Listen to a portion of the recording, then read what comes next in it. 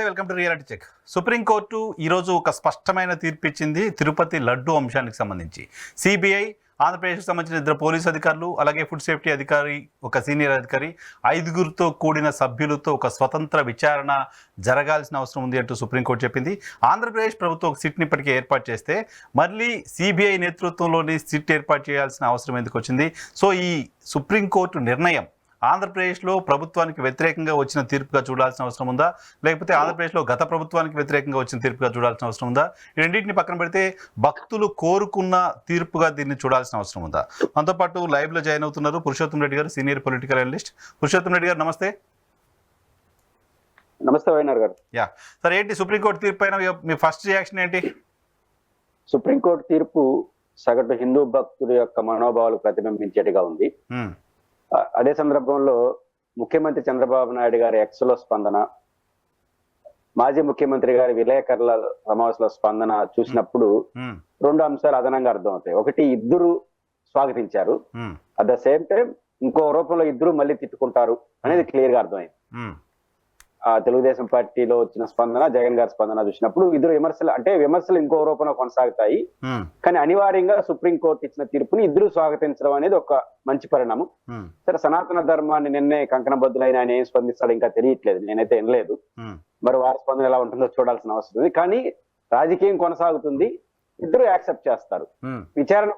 విచారణ తీరు పైన ఇంకేం భిన్నాభిప్రాయాలు ఉండవు. కానీ మిగతావి ఆయన్ని చేర్చాలి, ఈయన్ని చేర్చాలి, ఆయన ఎందుకు చేర్చకూడదు, ఈ చర్చ మాత్రం మళ్ళీ జరుగుతుంది అనేది మాత్రం నాకు ఈ జడ్జిమెంట్ ద్వారా అవుతుంది. భక్తులకు మాత్రం సంతృప్తికరమైన వార్తగానే చూస్తారు. ఆంధ్రప్రదేశ్ ప్రభుత్వం సిట్ విచారణ సరిపోతుంది అనుకుంది. జగన్మోహన్ రెడ్డి గారు ప్రధానమంత్రికి లేఖ రాసినా, సిజేఐకి లేఖ రాసినా ఆయన అడిగిన మాట ఒకటేంటి, సిట్టింగ్ జడ్జితో విచారణ జరిపించండి అని.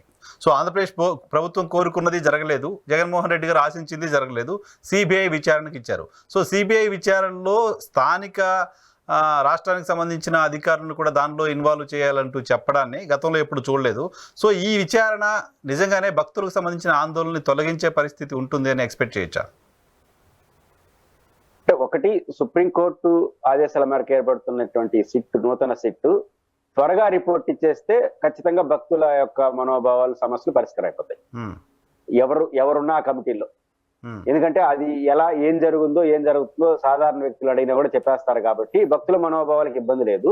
కథ రిపోర్ట్ తొందరగా రావాలి, తొందరగా దానిపైన డెసిషన్ చెప్పాలి. ఇది ఒక్కటి జరిగితే అన్ని సమస్యలు పరిష్కారం అవుతాయని నా నమ్మకం. ఎందుకంటే అధికారులు ఎవరున్నా పైకి ఎన్నైనా మాట్లాడచ్చు, ఆన్ రికార్డుకు వచ్చేసరికి టెస్ట్లు ఫలితాలే వస్తాయి కాబట్టి టెస్ట్లు ఫలితాలు ఎలా ఉంటాయో మనం ముందే కొంత చెప్పొచ్చు, వాళ్ళు అధికారికంగా చెప్తారు. కాబట్టి ఉదాహరణకి సుప్రీంకోర్టు వేసిన సిట్లో అత్యంత కీలకమైన అభ్యర్థి ఎవరు? నేషనల్ ఫుడ్ వాటికి సంబంధించినటువంటి ఆఫీసరు అపాయింట్మెంట్ చేస్తారు. ఫుడ్ ఆఫీసర్ అనౌన్స్ చేయడం అంటే అర్థం ఏంటి? ఆ అన్నప్రసాదాలు పరీక్షించమని. అన్నప్రసాదాలు పరీక్షించడంతో సమస్య పరిష్కారం అయిపోతుంది. ఒక సమస్య ఇప్పుడే పరిష్కారం అవుతుంది అని చెప్పొచ్చు. అదేంటంటే గత గవర్నమెంట్ లో అంటే జూన్ 12 వరకు అధికారికంగా ఏమంటారు, తాత్కాలిక ముఖ్యమంత్రిగా ఉంటారు కదా, ఆపద్ధర్మ ముఖ్యమంత్రిగా, అన్ని రకాల ముఖ్యమంత్రులు కలుపుకుంటే జూన్ 12 వరకు జరిగే అన్నప్రసాదాలు నెయ్యిలో జరుగుంటే జగన్ గారి ఖాతా, ఆ తర్వాత చంద్రబాబు గారి ఖాతా. ఒక ఖాతా అయితే ఇప్పుడే పరిష్కరించవచ్చు. ఇప్పుడు ఫుడ్ సేఫ్టీ అధికారులు ఆ 12 ముందు ఏమి పరీక్షించాలి? ఆ లడ్డూ లేదు, ఆ ప్రసాదం లేదు, ఆ నెయ్యి లేదు. జరిగిన దాంట్లో కూడా ఏమీ లేదని గుజరాత్ రిపోర్ట్ బట్టి తెలుస్తా ఉంది. కాబట్టి సమస్య పరిష్కారం అయిపోతుంది. ఎంత త్వరగా దాన్ని బయట పెడతారు అనే దాన్ని బట్టే ఇప్పుడు ఉంటుంది. విచారణ పరిధిలోకి ఎవరు వస్తారు? ఇంకా సుప్రీంకోర్టు తీర్పుని నేను పరిశీలించలేదు, కామెంట్లు మాత్రమే చూశాను. మీరు చూస్తుంటే చెప్పాలి. ఎవరిని వెబ్సైట్ లో పూర్తిగా తీర్పుని అప్లోడ్ చేయలేదు. నాకు ఇక్కడ ఇది క్రూషియల్ క్వశ్చన్, రేపు రాబోయేది. ఎవరిని విచారిస్తారు? ఇప్పుడు కేసు సుప్రీంకోర్టు దేని మీద ఆధారం చేస్తుంది? ఆంధ్రప్రదేశ్ ప్రభుత్వం ఏర్పాటు చేసిన సిట్టు పరిధిలోకి వెళ్తుందా, రాజకీయ నాయకుల ఉపన్యాసాలన్నిటి కూడా పరిగణలో తీసుకుంటుందా అనేది ఇక్కడ మౌలికమైన ప్రశ్న. ఇప్పుడు సిట్కి ఎందుకు వచ్చింది సిట్టు? మనందరి దృష్టిలో చంద్రబాబు గారు మాట్లాడినారు, పవన్ కళ్యాణ్ గారు మాట్లాడిన మనం అనుకుంటున్నాం. కానీ నిన్న లోద్రా గారు సుప్రీంకోర్టులో చెప్పిన మాట ప్రకారం, లోద్రా ఎవరు లాయరు? ప్రభుత్వ లాయర్ కూడా కాదు, టీటీడీ లాయర్. అప్పుడు టీటీడీ ఈస్ట్ పోలీస్ స్టేషన్ లో కేసు పెట్టింది. తిరుమల తిరుపతి దేవస్థానానికి వచ్చే శ్రీవారి భక్తులు కొంతమంది ఫిర్యాదులు చేశారు. దీని ప్రాతిపదికన సిట్ వేసామంటున్నారు. ఇప్పుడు ఆ సిట్టు యొక్క పరిధి టీటీడీలో అన్నప్రసాదాల నిర్వహణ వాటి వరకే పరిమితం అవుతుందా? ఇట్లాంటి జరుగుతున్న ఈ అన్నప్రసాదాల వ్యవహారాల్లో బయట నుంచి చేసిన ఆరోపణలు కరెక్టా తప్ప? ఈ రెండు కలుస్తాయా? ఒకటే కలుస్తాయి. ఒకటే కలిస్తే ఏం తెలుస్తుంది? సిట్టు అన్నప్రసాదాల్లో ఉన్న లోపాలేంటి, మంచి ఏంటి, పెద్ద ఏంటి, ఇంకా మెరుగ్గా ఏం చేయాలి ఇటు వెళ్ళిపోతుంది. అదే ఇప్పుడు ముఖ్యమంత్రి గారు చేసిన ఆరోపణలు, నిన్న పవన్ కళ్యాణ్ గారు మళ్ళీ అయోధ్య పోయిన లక్షలాడ్లు కూడా కలిసిపోయినాయి, డైరెక్ట్ గా మాట్లాడేసినారు. దాన్ని విచారిస్తారా? విచారించారా? ఇప్పుడు చంద్రబాబు నాయుడు గారు జంతువులకు సంబంధించిన ఫ్యాట్ ని కలిపారు అని చేసిన అలిగేషన్ తోటే కదా ఇది మొదలైంది. చంద్రబాబు నాయుడు గారు జంతువుల కొవ్వు కలిపారు అని చెప్పడానికి, ఉప ముఖ్యమంత్రి గారు లక్షలట్లు కూడా ఇటువంటివే పంపించారు అని చెప్పడానికి ఏం తేడా ఉంది? రెండింటిని విచారించాల్సిందే కదా. రెండింటిని ఈ విచారణ ఇప్పుడు బయట నుంచి జరిగిన ఆరోపణలే దీనికి ప్రామాణికం. అంతే కదా. సుప్రీంకోర్టు లాస్ట్ టైం హీరింగ్ లో సుప్రీంకోర్టు చెప్పింది కదా, అసలు ఏం జరగకుండా మీరు కంక్లూజన్కి ఎలా వచ్చి స్టేట్మెంట్ ఇచ్చారు, ఆ తర్వాత మళ్ళీ సిట్ ఎందుకు ఏర్పాటు చేశారు అని అడిగింది. కాబట్టి కేవలం టీటీడీకి సంబంధించిన అంశంలోనే జరుగుతుందా లేకపోతే ఇది జరుగుతుందా అనే దానిపైన అంబిగ్యూటీ అవసరం లేదేమో. అదే నాకు కొంత అనుమానం ఉంది. ఇప్పుడు పరిధిలోకి అందరినీ తీసుకొస్తారా? ఇప్పుడు ఆ సమస్య ఏంటి? ముఖ్యమంత్రి గారు ఒక అలిగేషన్ చేశారు, ఉప ముఖ్యమంత్రి గారు నిన్న కూడా మాట్లాడారు, పురంధేశ్వర్ గారు లాంటి వాళ్ళు ఆధారాలు ఉన్నాయి కాబట్టి మాట్లాడినా ఉన్నారు. ఇది ఇప్పుడు కనీసం అధికారికంగా మిగతా వాళ్ళ పార్టీ ప్రతినిధులు వాళ్ళు మాట్లాడిన తర్వాత వాళ్ళ పార్టీ ప్రతినిధులు అదే మాట్లాడతారు. ఇంత స్పష్టంగా వాళ్ళు మాట్లాడిన తర్వాత ఇప్పుడు రేపు సిట్కి సుప్రీంకోర్టు ఆదేశించుతో వచ్చినటువంటి సిట్కి వీళ్ళు కంప్లైంట్ చేయాలి. పవన్ కళ్యాణ్ గారి party, Telugu Desam party, BJP Andhra Pradesh party వాళ్ళు ఫిర్యాదు చేయాలి. ఇది ఆధారం, దీనిపైన గత ప్రభుత్వాన్ని చర్యలు తీసుకోవాలి. అసలు వీళ్ళు ఫిర్యాదు చేస్తారా? ఫిర్యాదు చేస్తే ఒక పద్ధతి, నిజంగా అయితే వాళ్ళకి నిజంగా వాళ్ళ ఆరోపణల మీద నమ్మకం ఉంటే పార్టీ తరఫున ఫిర్యాదు చేయాలి ఈ కమిటీకి, ఇది ఆధారం, యాక్షన్ తీసుకోనని. లేకపోతే కనీసం వాళ్ళకి నోటీస్ అన్నా ఇవ్వాలి. మీరు ఆరోపణలు వచ్చినట్టు మేము మీడియాలో చూసినాం, మీరు చెప్పండి. ఎందుకంటే ఇప్పుడు సిట్టు వేసిన కేసు ఆధారంగా నోటీస్ ఇవ్వలేరు. ఆ నోటీస్ లో ఎక్కడ, ఇప్పుడు సిట్టు ఈస్ట్ పోలీస్ స్టేషన్ లో నేను ఎఫ్ఐఆర్ చూశాను, దాంట్లో ఏముంది, ఏఆర్ కంపెనీ పైన ఇచ్చారు.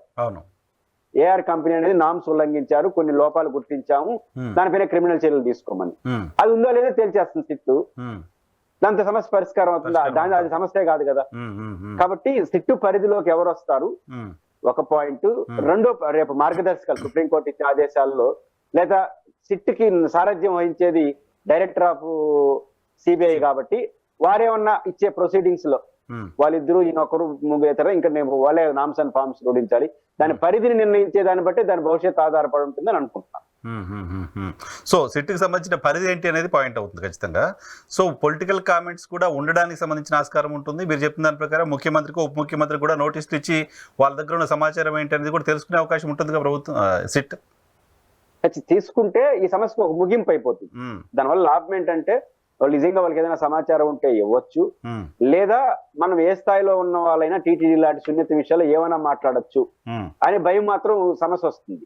అట్లాంటి వాళ్ళు కొంత తగ్గుతారు, ఎవరైనా కావచ్చు. ఇప్పుడు టీటీడీలో ఏం జరిగినా విమర్శించడం అనేది ఒక అలవాటుగా మారిపోయింది కదా, సంచేతనాల కోసం కొంతమంది.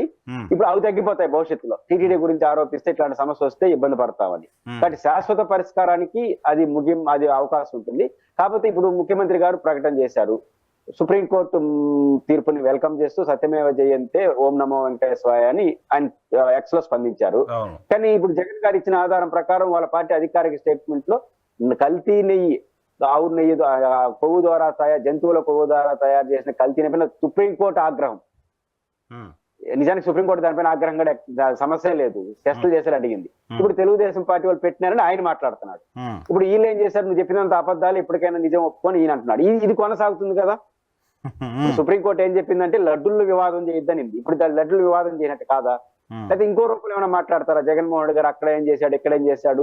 ఇప్పుడు సనాతన ధర్మాన్ని స్వీకరించాను కాబట్టి బ్రాడ్ గా హిందూ మతం పునరుద్ధరణ గురించి నేను మాట్లాడతానని దీని పరోక్షంగా పవన్ కళ్యాణ్ గారు మాట్లాడతారా? మాట్లాడితే ఎవరు కంప్లైంట్ చేయాలి వాళ్ళ పైన? సుప్రీంకోర్టుకు, కంటెంప్ట్ ఆఫ్ కోర్టు కింద సుప్రీంకోర్టు తనకు తాను తీసుకుంటుందా, లేకపోతే ఈ ఊరిని కంప్లైంట్ చేయాలా? ఇవన్నీ భవిష్యత్తులో వాళ్ళు ఇచ్చిన నామ్స్ అండ్ ప్రాబ్లమ్స్ ప్రకారం ఆధారపడి ఉంటాయి. రైట్. సుప్రీంకోర్టు మొన్నటి వ్యాఖ్యలు చూసిన తర్వాత, మొన్నటి వ్యాఖ్యలు చాలా క్లియర్గా చెప్పింది సుప్రీంకోర్టు, ముఖ్యమంత్రిగా ఉన్న వ్యక్తి ఏ రకంగా మీరు ఇలా మాట్లాడతారు, మాట్లాడిన తర్వాత సిట్ ఎందుకు ఏర్పాటు చేస్తారు, ఇవన్నీ కూడా లాస్ట్ టైం కామెంట్స్ చేయడం చూసాం మనం. సో ఆ కామెంట్స్ తర్వాత నిన్న మీ ఊరు వచ్చారు తిరుపతికి పవన్ కళ్యాణ్ గారు దీక్ష విరమణ సందర్భంగా. సో పవన్ కళ్యాణ్ గారు నిన్న మాట్లాడిన మాటలను ఏ రకంగా చూడాలి? కోర్టులు కూడా హిందూ మతం పట్ల వివక్ష చూపిస్తున్న ఈ తరహాలో ఆయన మాట్లాడారు. హిందువులకు అన్యాయం జరిగితే కోర్టులు స్పందించే విధానం ఒక రకంగా ఉంటుంది, మిగతా వాళ్ళకి అన్యాయం జరిగితే కోర్టులు స్పందించే విధానం మరొక రకంగా ఉంటుంది అంటూ పవన్ కళ్యాణ్ గారు మాట్లాడారు. అది చాలా తీవ్రమైన అభ్యంతరకమైన వ్యాఖ్యలు. ప్రభుత్వం మనది, కేంద్రంలో ఉన్నది సనాతన ప్రభుత్వమే. మీ లెక్క ప్రకారం మీరున్నారు కాబట్టి ఉప ముఖ్యమంత్రిగా ఆంధ్రప్రదేశ్ లో గల సనాతన ప్రభుత్వమే కాబట్టి మీ ప్రభుత్వాలు బాగు చేసుకోవచ్చు. హిందువుల పట్ల ఈ లౌకిక తత్వం పేరుతో మైనారిటీకి ఒక రకంగా మెజారిటీ ఉంటారు. అది ఆ సమస్య ప్రభుత్వ పరంగా ఉండకూడదు. ఉంటే మీరు రాజీనామా చేయండి. ఎందుకంటే రాష్ట్రం మందే, దేశం మందే. ఇంకా కూటమిలో ఉండేది ఎందుకు? మీరు ఎవరిని విమర్శించారు? ఏరే పార్టీలో కాంగ్రెస్ ఉంటే ఓకే, ఈ ప్రశ్న వేయచ్చు. ప్రభుత్వాల వరకు అది లేదు. ఉంటే మీరు రాజీనామా చేయండి. 2, కోర్టులు ఇండైరెక్ట్ గా ఏంటంటే అంటే మీరు మాట్లాడద్దని చెప్పింది. దానికోసం ఆయన ఏమది పడతా నాకు అర్థం కాల, ఎందుకు మాట్లాడుతున్నారని. ఆయన ఏమడిగారు? వారు అడిగిందని సమాధానం చెప్పొచ్చుగా. పవన్ కళ్యాణ్ గారు ఫస్ట్ ఆత్మ పరిశీలన చేసుకోవాల్సింది. మీరు ఉపన్యాసం ఏం చెప్పారు? తిరుమల తిరుపతి దేవస్థానం 1,00,000 లడ్లు అయోధ్యకి కల్తీ అయినాయని చెప్పినారు. మీరే నిన్న చెప్పినారు. 2, చంద్రబాబు నాయుడు గారు ఆరోపించారు.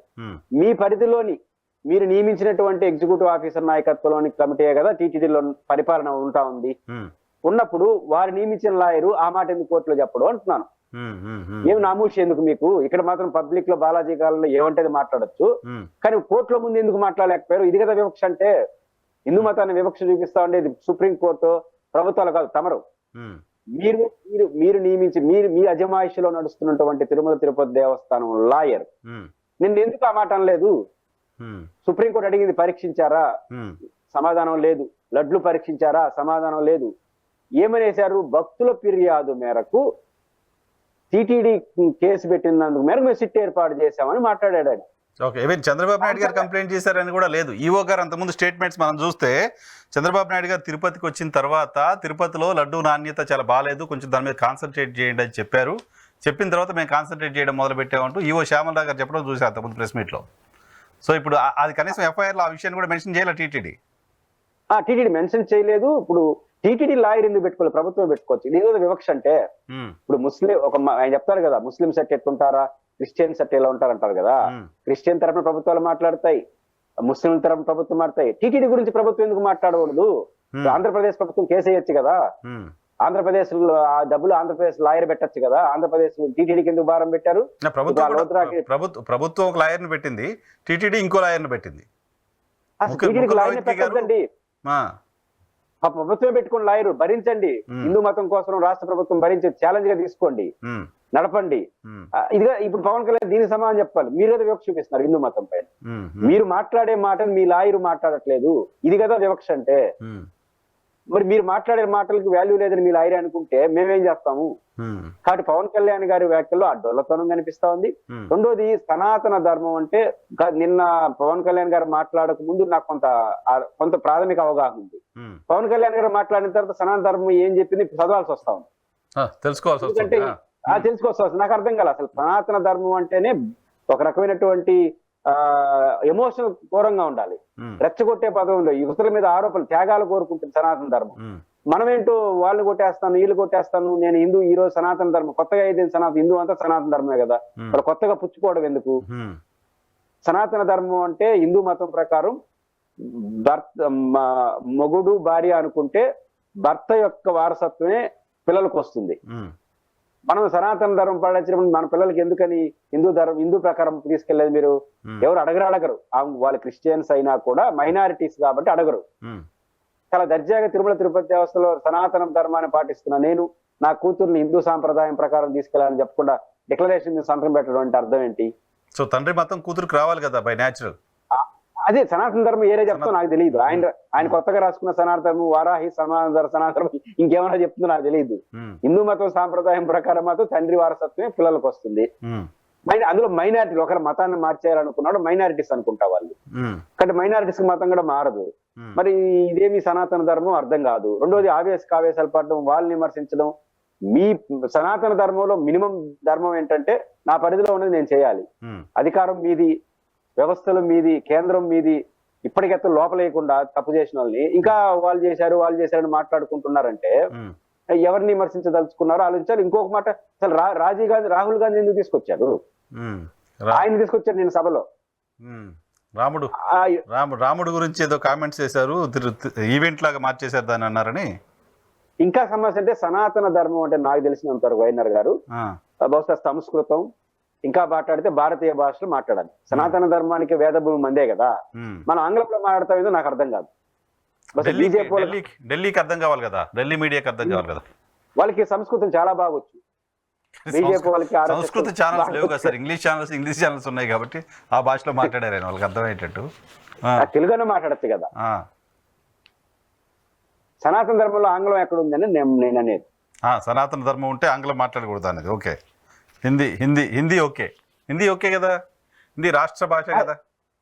హిందీ ఓకే. నేనంటే మీరు చెప్పదలుచుకుంది మీ పాయింట్ ఏంటంటే, మీరు అడిగే ప్రశ్న బీజేపీ వాళ్ళకి అర్థం కావాలని కదా. బీజేపీ వాళ్ళకి అన్నిటికన్నా సంస్కృతం బాగా అర్థం అవుతుంది. దాంతో మాట్లాడండి. మీకు ఇప్పుడు ఎదురుగుండే పిల్లలకి ఏం అర్థం కావాలని మీరు అనుకోవాలా. సరాసరి ఢిల్లీ వాళ్ళకి అర్థం కావడం కదా. సంస్కృతం మాట్లాడితే ఇంకా ట్రాన్స్లేషన్ అర్థం లేకుండా మా వింటారు. మా నేర్చుకుని మాట్లాడచ్చు కదా సంస్కృతంలో. సంస్కృతం మాట్లాడుతూ తమిళ్లో మాట్లాడారు, తెలుగులో మాట్లాడారు, ఇంగ్లీష్ లో మాట్లాడారు, హిందీలో కవితలు చెప్పారు, 4 భాషలు. ఇంగ్లీష్ కాబట్టి ఇంగ్లీష్ ఎక్కడి నుంచి వచ్చింది సనాతన ధర్మంలో అర్థం కనిపిస్తుంది. సో కొత్తగా సనాతన ధర్మం అప్డేట్ అవుతుందేమో బహుశా. సో ఇక్కడ ఇంకో పాయింట్ ఏంటంటే, నాకు కేంద్ర ప్రభుత్వం రాష్ట్రంలో ఒక సీట్ ఎన్డీఏ సర్కారే ఉంది కదా, కేంద్రంలో రాష్ట్రంలో ఎన్డీఏ సర్కారే ఉంది. రాష్ట్ర ప్రభుత్వం కోరుకుంటోంది ఈ సీట్ సరిపోతుంది, ఈ సీట్ ద్వారా మేము విచారణ చేస్తామని. బట్ కేంద్ర ప్రభుత్వం ఎందుకు ఆ సీట్ని నమ్మే పరిస్థితిలో లేదు? కేంద్ర ప్రభుత్వం ఎందుకు ఆ సీట్తో న్యాయం జరుగుతుందని చెప్పలేకపోయింది సుప్రీంకోర్టుకి? కేంద్ర ప్రభుత్వం తరపున అదనపు సొలిసిటర్ జనరల్ తుషార్ మెహతా కేంద్ర సీట్తో పాటు కేంద్ర ప్రభుత్వ అధికారి కూడా ఉండాలి అని కోర్టుకు చెప్పాల్సిన అవసరం ఎందుకు వచ్చింది? రాష్ట్రంలో ఉన్న ఎన్డీఏ సర్కారు ఎంక్వైరీ ప్రాసెస్ పైన కేంద్రంలో అధికారంలో ఉన్న ఎన్డీఏ సర్కార్కి నమ్మకం లేకుండా పోయిందా? సొలిసిటర్ జనరల్ లో ఒక గోడ మీద పిల్లి వాటం కనపడింది నాకు కేంద్ర ప్రభుత్వ ప్రజలు. ఎందుకంటే మీరు అన్నట్టు సిట్ అధికారులు చాలా బాగున్నారు, కానీ అది సరిపోదు, మరింత స్వతంత్ర సంస్థ కావాలి అంటారు. ఇక్కడ 2 అంటే ఇక్కడ బీజేపీ ప్రభుత్వమే కదా కేంద్రంలో, సొలిసిటర్ జనరల్ జస్ట్ లైక్ లాయరే కదా. ఆయన ఇచ్చిన దాంట్లో నాకు అర్థమైంది ఏంటంటే రాజకీయ కోణం అర్థమైంది. రాజకీయ కోణం ఎందుకు అంటున్నానంటే, మీరేమంటారు, ఇప్పుడు సిట్ని కానీ యాక్సెప్ట్ చేసేస్తే దేశవ్యాప్తంగా ఉన్నటువంటి హిందువుల్లో ఒక చర్చ నడుస్తుంది. ఒక తీవ్రమైన అలిగేషన్ వచ్చినప్పుడు సిబిఐని కూడా ఒప్పుకోకపోవడం బీజేపీ యొక్క రాజకీయంగా ఇబ్బంది వస్తుంది. మీరు చిన్న వాటికే సిబిఐని ఒప్పుకునే వాళ్ళు ఈ 140 కోట్ల మంది హిందువుల మనోభావాలకు సంబంధించిన ఇష్యూలు ఎందుకు ఒప్పుకోరనే ప్రశ్న ఉత్పన్నం అవుతుంది. సిట్ కొనసాగడాన్ని ఎవరు ఒప్పుకోరు, ఎందుకంటే అలిగేషన్ చేసేశారు ఆధారాలు లేకుండా. మీరే సిట్ చేస్తే ఏం జరుగుతుంది అనే చర్చ వస్తుంది కాబట్టి ఒప్పుకోకూడదు. అట్ ద సేమ్ టైం మిత్రపక్షం ఇక్కడ ఉంది కాబట్టి దాన్ని మరి పూర్తిగా సిట్ వద్దనేస్తే సిబిఐ తీసుకుంటున్నానంటే ఇక్కడ మిత్రపక్షానికి కొంత ఇబ్బంది, అదనపు ఇబ్బంది అవుతుంది కదా అనే ఉద్దేశంతో బహుశా వాళ్ళ అధికారులకు ఇద్దరు వీళ్ళు 2 ఉండాలి, అది ఉండాలి, దానికి అప్డేట్ చేసే పద్ధతిలో సలహా ఇచ్చారు. సుప్రీంకోర్టు కూడా తప్పే ఉంది, ఇద్దరు ఉండేలే అధికారులు వాళ్ళ మీద మంచి అభిప్రాయం ఉందా, పర్యవేక్షణ సిబిఐ చేస్తున్నప్పుడు దాని స్వతంత్రత, దాని అజమాయిషి వస్తుందని సుప్రీంకోర్టు కన్విన్స్ అయి ఉండొచ్చు. కానీ బీజేపీలో ఈ గోడమాది పిల్లవాటం అర్థమైంది. ఈ రాష్ట్రంలో మిత్రపక్షం, వాళ్ళ ప్రతిష్ట అన్ని కలిపి దీంట్లో ఉన్నాయి వాళ్ళ ఆర్గ్యుమెంట్లు అనేది దీన్ని బట్టి చాలా ఈజీగా మనకు అర్థం అవుతుంది. సో కేంద్ర నాయకత్వం ఈ అంశానికి సంబంధించి భారతీయ జనతా పార్టీ కేంద్ర నాయకత్వం రాష్ట్రంలో ఎంత ఇష్యూ జరుగుతోంది, రాష్ట్రంలో అన్ని పార్టీలు మాట్లాడుతున్నాయి, హిందువుల్లో ఆందోళన ఉంది, దేశంలో ఎక్కడ హిందువులకు సంబంధించి ఏ చిన్న ఇష్యూ జరిగినా ఇమీడియట్గా భారతీయ జనతా పార్టీకి సంబంధించిన నాయకులు రెస్పాండ్ అవుతుంటారు. అమిత్ షా గారు, మోడీ గారు కూడా రెస్పాండ్ అవ్వడం చూస్తాం చాలా ఇష్యూస్లో. ఈ లడ్డు ఇష్యూ పైన ఇప్పటివరకు మోదీ గారి దగ్గర నుంచి ఒక ట్వీట్, ఒక స్టేట్మెంట్ కనపడదు. ఈ లడ్డు ఇష్యూలో అమిత్ షా గారి దగ్గర నుంచి ఒక ట్వీట్, ఒక స్టేట్మెంట్ కనపడదు. మనకు నడ్డా గారి నుంచి ఒక ప్రకటన ఫస్ట్ స్టార్టింగ్ వచ్చింది, నేను ముఖ్యమంత్రి గారితో మాట్లాడాను, ఏం జరిగిందో తెలుసుకోమన్నాను అని. ఆ తర్వాత మళ్ళీ వివరాలు తీసుకుంటున్నాం అన్నాడు. ఆ తర్వాత ఏ వివరాలు వాళ్ళకి ఏమి ఇచ్చినారో వాళ్ళు రెస్పాండ్ దొరకలేదు. ఆంధ్రప్రదేశ్ బార్డర్ దాటి హైదరాబాద్ లో కొంత ఉత్సాహపరుషులు ఎంపీగా పోటీ చేసిన ఆమె ఇట్లాంటి వాళ్ళకి ఇద్దరు తప్ప అదర్ దెన్ బీజేపీ నాయకులు కానీ, ముఖ్యంగా ఆర్ఎస్ఎస్, విహెచ్పి, ఇవి హిందూ మతానికి ఒక ఆటంకం, ఒక ఇబ్బంది వచ్చినప్పుడు వెంటనే స్పందించే వాళ్ళు వీళ్ళే కదా. వీళ్ళెవ్వరు స్పందించలేదు. హార్డ్ కోర్ బీజేపీ వాళ్ళు కానీ, లీడర్షిప్ కానీ, హిందూ మతం అని ఏ చిన్న సంస్థ విహెచ్పి కానీ ఆర్ఎస్ఎస్ లాంటి సంస్థలు దీనిపైన రెస్పాండ్ కాకపోవడం చూస్తుంటే నాకు అర్థమైంది ఏంటంటే ఇది బేస్లెస్ ఆర్గ్యుమెంట్స్, ఇది నిలవదు. ఒకళ్ళు రెచ్చగొట్టి ఏదైనా చేద్దాం అనుకున్నా కూడా ప్రజలు అంగీకరించరు. ఎందుకంటే మా దేవాలయం పైన ఎవరైనా దాడి చేస్తున్నారన్నా, మా దేవాలయం పైన ఇబ్బంది పెడుతున్నారంటే ఎవరైనా స్పందిస్తారు హిందువులు కానీ, మా దేవాలయంలో ఏదైతే ప్రొజెక్ట్ చేస్తున్నారో లడ్లకు సంబంధించి కానీ ఇతర అన్నప్రసాదాలకి అవేదో అయిపోయినాయంటే ఏ హిందూ స్పందించరు. కాబట్టి హిందువుల్లో స్పందన లేదు, బేస్ లేదు. మనం అనవసరంగా దీంట్లో దిగేస్తే లేనిపోయిన అపవాదు మనంగా నెత్తినేసి, అంటే హిందూ మతాన్ని డిగ్రేడ్ చేసి మనం హిందూ మతం లబ్ధి చెందాలనే మెసేజ్ వెళ్ళిపోతుంది.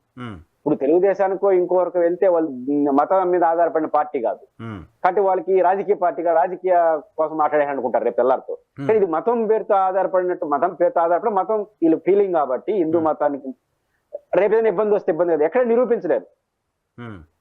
కానీ ఇక్కడ కూడా హిందూ మతానికి వేరే మతం నుంచి ప్రమాదమో వేరే మతం వైపు నుంచి అపచారం వస్తే స్పందించే స్థాయిలో ఇది అలాంటిది కాదు కాబట్టి స్పందించలేదని మీ పాయింట్ అయితే, ఇప్పుడు తెలుగుదేశం పార్టీ చేస్తున్న టార్గెట్ అదే కదా, జగన్మోహన్ రెడ్డి క్రిస్టియన్ కాబట్టి కావాలనే ఇది ఇలా చేశాడు, అపచారాలు చేశాడని కదా, ఒక క్రిస్టియన్ ముఖ్యమంత్రిగా ఉండి చేశాడని కదా వారి నమ్మకం. అదే క్రిస్టియన్ వాళ్ళ ఒక అజెండా ప్రకారం పోలేదు, కానీ తర్వాత ఒక టంగ్ స్లిప్ అయ్యేదో మాట్లాడేసినట్టు అనుకుంటాను స్టార్టింగ్ లో. ఆ తర్వాత దాన్ని బలపరుచుకోవడం కోసం ఆయన ఎంచుకున్న మార్గం ఏంటంటే జగన్ ఎలాగోను క్రిస్టియన్ కాబట్టి క్రిస్టియన్ ఇట్లా చేస్తుంటాడులే, ఏరే మతస్థుడు కదా అనే దానికోసం వెళ్ళిపోయినాడు ఆయన. ఇది నమ్ముతారు జనం, ఆధారాలు కాదు, నమ్ముతారు జనం, భావం కదా. ఆయన క్రిస్టియన్ మతానికి సంబంధించిన వ్యక్తి, అంతకుముందు ధర్మారెడ్డి గారు వారి పైన ఉన్న నెగిటివ్ అంశాలు ఇవన్నీ దృష్టిలో పెట్టుకొని వేసేస్తే అది కొనసాగుతుంది, జరిగిన కాడికి జరుగుతుంది అనుకున్నాడు. అది విచారణకు వస్తుందని సుప్రీంకోర్టు టేకప్ చేస్తుందని ఆయన ఊహించలా, ఊహించుంటే ఇంకో రకంగా ఉండేదేమో. కాబట్టి జగన్మోహన్ రెడ్డి గారు, ఇప్పుడు పవన్ కళ్యాణ్ గారు అదే కదా, ఎవరి నుంచి వచ్చింది హిందూ మతానికి ఆంధ్రప్రదేశ్ లో దాడి చెప్పండి. ఇప్పుడు జగన్మోహన్ రెడ్డి గారు ముఖ్యమంత్రిగా ఉంటే హిందూ ధర్మ సంరక్షణకు ఆయన ఏదో అడ్డుకుంటున్నాడు, క్రిస్టియన్ ముఖ్యమంత్రి మనమే ముఖ్యమంత్రి, ఇంకా ఆయన ఏం చేయగలడు అపోజిషన్ లో ఉండి ఆయన. కాబట్టి వీళ్ళకి బేస్లెస్, అంటే హిందూ మతాన్ని నెత్తిరికేసుకుందాం అనుకుంటే హిందూ మతం ఉద్ధరణ కోసం మనం చేస్తున్నామా, ఈ పేరుతో రాజకీయం కోసం చేస్తున్నాం అనే స్పృహ రాష్ట్ర ప్రజలకు ఉంది. సౌత్ ఇండియాలో ప్రధానంగా మతం కన్నా కులం డామినేట్ చేస్తాం కదా, అవును, దాన్ని మర్చిపోతే ఎట్లా? సో చూడాలి ఏం జరుగుతుందో. సో రాష్ట్ర ప్రభుత్వం కూడా హర్షం వ్యక్తం చేస్తోంది, రాష్ట్ర ప్రభుత్వం కూడా స్వతంత్ర సిట్ని యాక్సెప్ట్ చేస్తోంది. సో అంతకుముందు ఉన్న సిట్ కనుక, పాత సిట్ కనుక కంటిన్యూ అయ్యి ఉంటే ఆ రిపోర్ట్ని టీటీడీకో రాష్ట్ర ప్రభుత్వానికో ఇవ్వాల్సి ఉంటుంది, రాష్ట్ర ప్రభుత్వానికి ఇవ్వాల్సి ఉంటుంది, ప్రభుత్వం ఏర్పాటు చేసిన సిట్ కాబట్టి ఆ రిపోర్ట్ని. బట్ ఈ రిపోర్టు సుప్రీంకోర్టుకి వెళ్తుంది. ఈ రిపోర్టు చంద్రబాబు నాయుడు గారికి, నరేంద్ర మోదీ గారికి వెళ్ళే పరిస్థితి లేదు, సుప్రీంకోర్టుకి వెళ్తుంది. సో అప్పుడు నిజమైన హిందువులు, నిజమైన శ్రీవారి భక్తులంతా కూడా లడ్డు కల్తీకి సంబంధించి ఆందోళన చెందుతున్న వాళ్ళందరూ కూడా ఒక ప్రాపర్ ఇన్ఫర్మేషన్, ప్రాపర్ ఏమంటారు విచారణ రిపోర్ట్ వస్తుందని చెప్పి ఆశిద్దాం. Thank you sir. నిస్సందేహంగా ఆశించవచ్చు. Thank you sir, thank you very much. ఇది పురుషోత్తమ రెడ్డి గారితో స్పెషల్ రియాలిటీ చెక్. రేపు షోలో మళ్ళీ కలుద్దాం, చూస్తూనే ఉండండి.